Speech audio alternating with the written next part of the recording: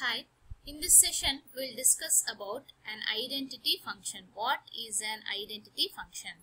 What is an identity function is nothing but it is a function, but it has a property of the range and the domain are same. It has the property of what?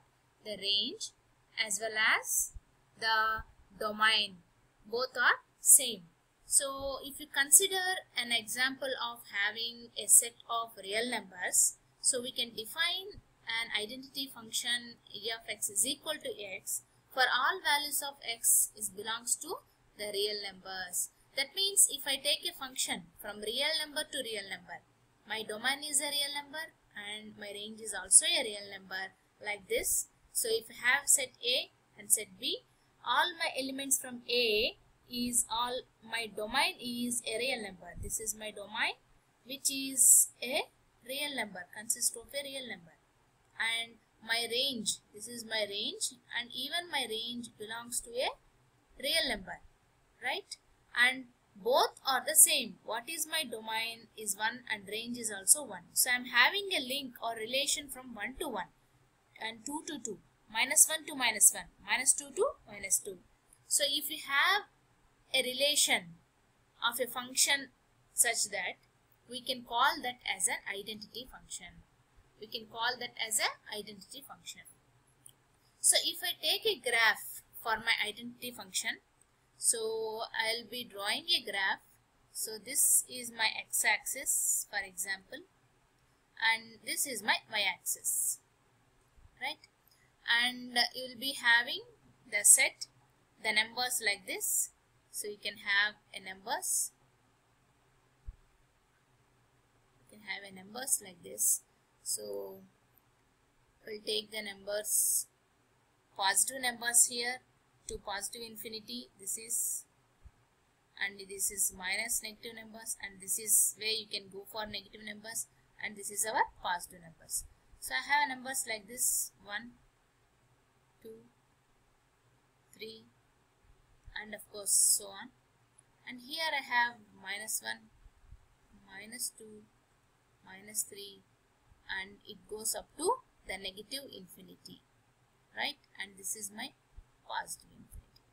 And here I have again my numbers, negative numbers, minus 1, right? Minus 2, and I have minus 3 up to negative infinity. And here you are having again positive numbers like 1, 2, and then you have 3 up to positive infinity, right?